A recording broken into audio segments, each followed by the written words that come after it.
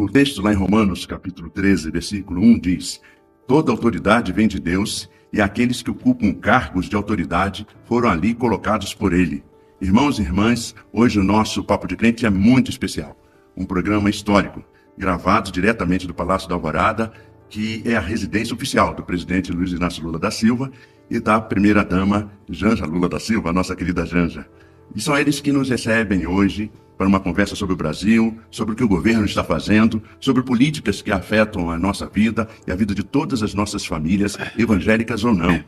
A quem nós agradecemos muito a delicadeza de vocês por nos receberem aqui. E nós sempre começamos com uma oração.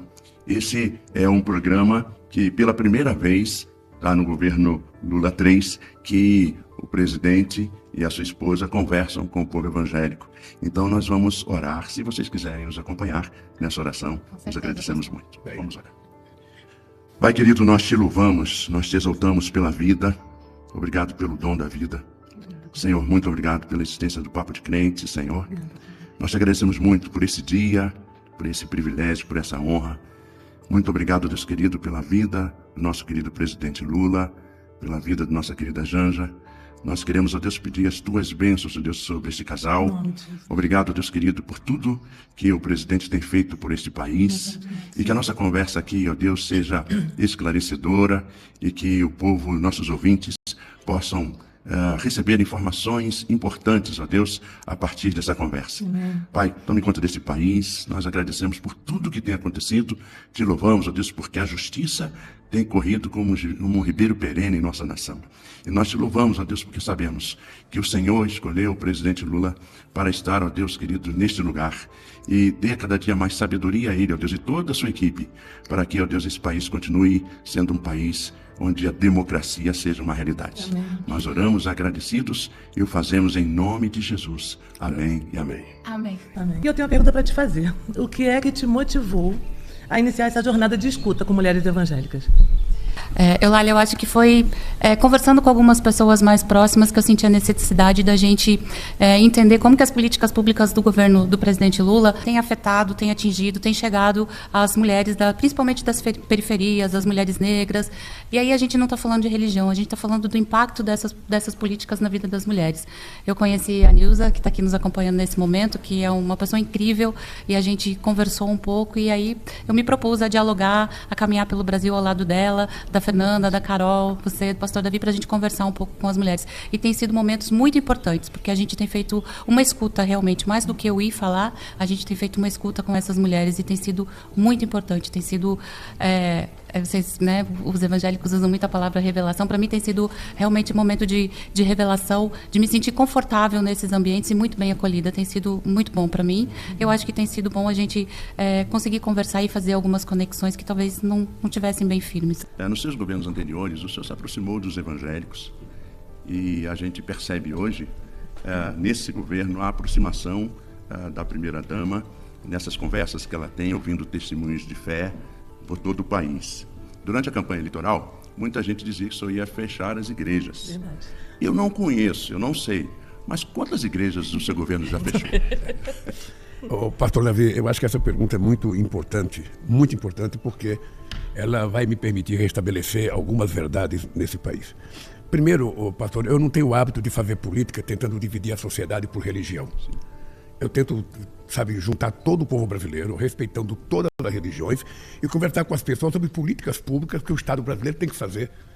Não importa que religião que a pessoa participe, não importa que clube que ele torça, não importa a cor dele, o que importa é o seguinte: ele é gente, é um ser humano e é brasileiro e brasileira, e eu tenho que cuidar deles.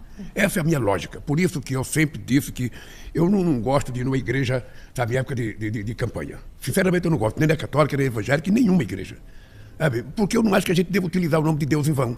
Eu não acho que a gente deve utilizar a religião eleitoralmente. A religião é o espaço-momento de você professar a sua fé, de você colocar para fora aquilo que você pensa do ponto de vista espiritual, de você conversar com Deus, de você dizer aquilo que é a verdade que está dentro de você. Então eu não tento fazer disso política, não tento. Se alguém achar que eu vou ganhar uma eleição porque eu vou numa igreja fazer discurso, esqueça de mim, que eu não vou fazer. Eu faço por religioso, aonde ele estiver, mas não me faça utilizar uma igreja como palanque, que eu não vou utilizar. Sim. A segunda coisa é o seguinte: a quantidade de mentiras que contaram contra mim, você me dá a oportunidade de responder alguma coisa.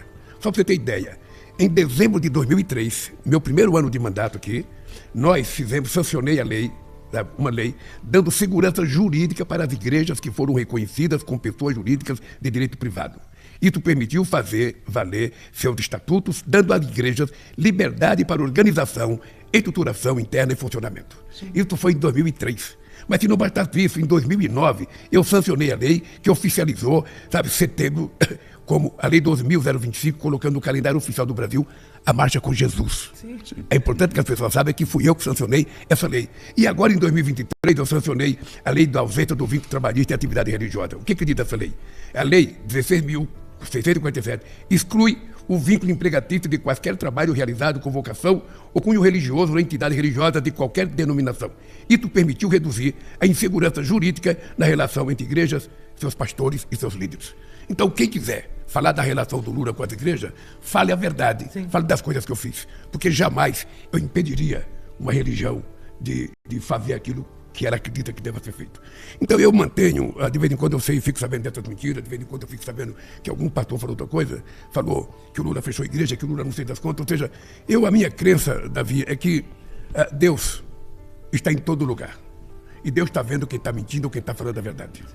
E eu espero que a sabedoria de Deus passe na cabeça dessas pessoas para fazer as pessoas entenderem corretamente quem é que está falando a verdade e quem é que está mentindo. Porque a única razão pela qual eu votei a ser candidato a presidente da República desse país é porque eu tenho um compromisso de fé de ajudar esse povo pobre brasileiro. Todo mundo sabe, Davi, ninguém tem dúvida. Eu governo para todo mundo, mas eu tenho uma preferência pelo povo mais necessitado, que é quem precisa do Estado. E aí é que entram todas as políticas públicas do nosso governo, que eu espero que a gente possa discuti-las aqui muito à vontade. Mas então a minha relação com a igreja é essa. É a relação verdadeira, não tem mentira, não tem uso eleitoral das igrejas, não tem uso eleitoral da religião, que eu jamais me permitiria utilizar a religião, como política, jamais. A Bíblia diz, Janja, que o generoso será abençoado, porque reparte o seu pão com o pobre. Nós queremos saber sobre as cozinhas comunitárias sustentáveis e o gás do povo. Você sorriu, né?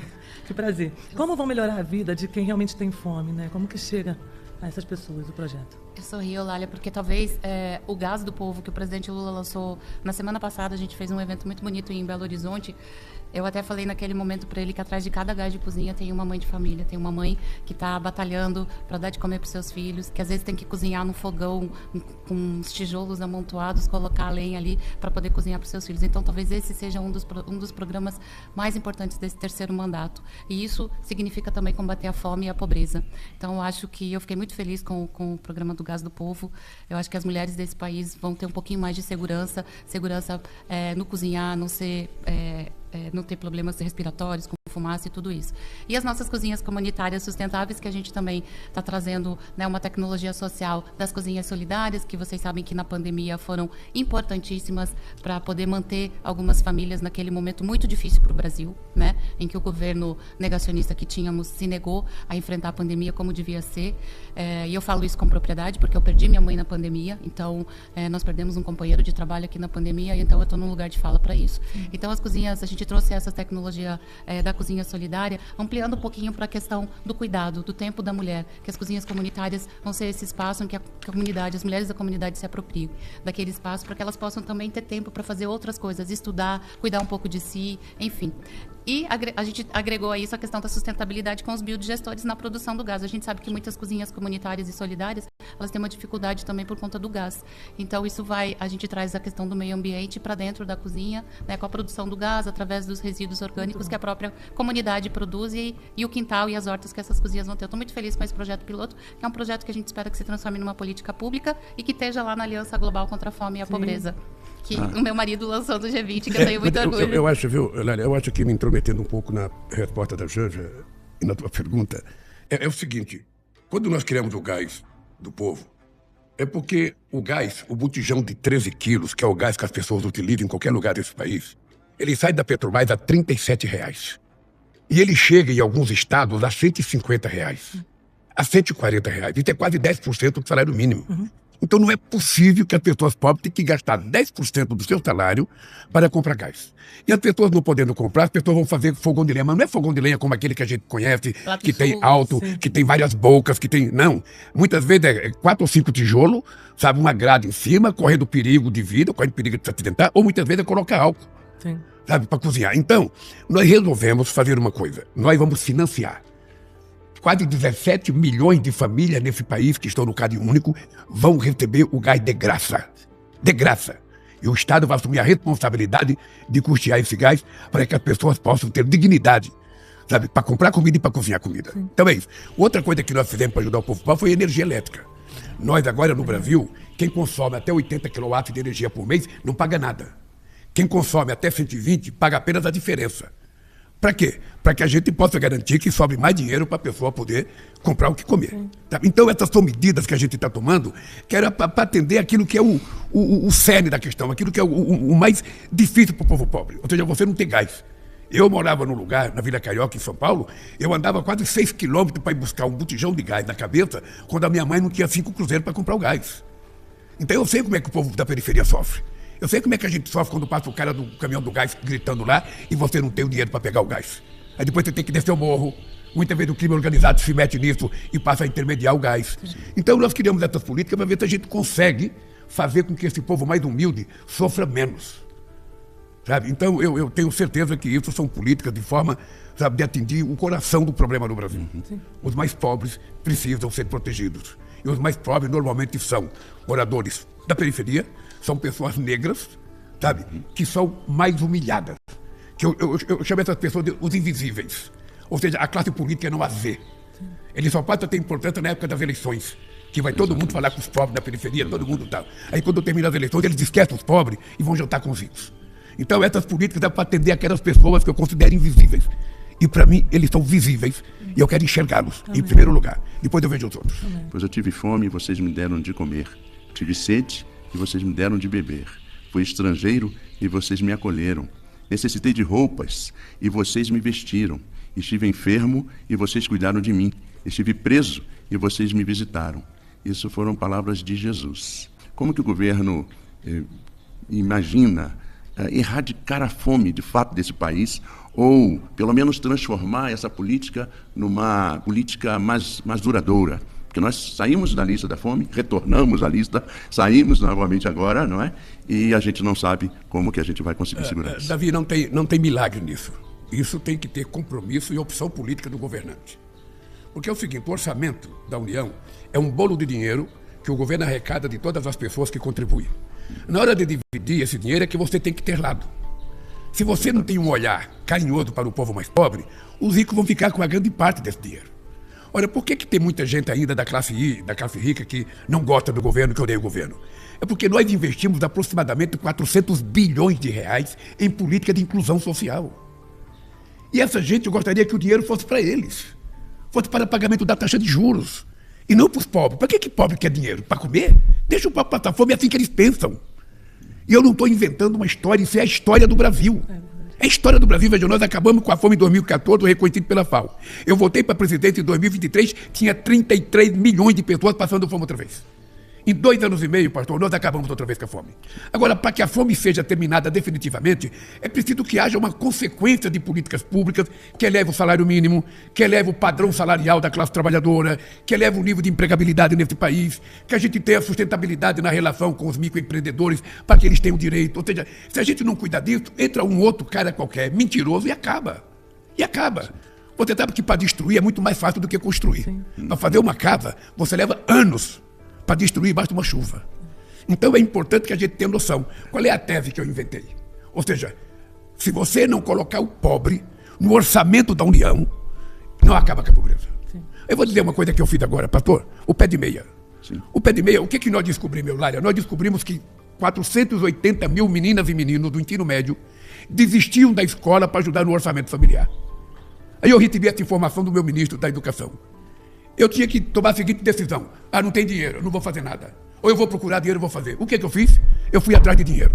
E hoje nós damos o pé de meia para 4 milhões de jovens que recebem R$200 por mês, mais 1.000 no final do ano, durante 3 anos seguidos, até terminar o ensino médio. Quando ele terminar, ele pode ter R$1.000 na conta dele, R$9.000 na conta dele. Tá? Se ele gastar para comida, tudo bem. Mas esse R$1.000 ele não pode gastar. É uma poupança para quando ele terminar o ensino médio. Olha, muita gente diz, o Lula está gastando dinheiro. Eu não estou gastando, eu estou investindo. Gastar, eu vou gastar o dia que eu tiver que fazer cadeia para cuidar desses jovens, se cair no crime organizado, se a gente não der educação para ele. Então eu faço isso com a maior tranquilidade, porque tudo que eu faço na vida, Davi, não tem nada de teoria na minha vida, é tudo prática.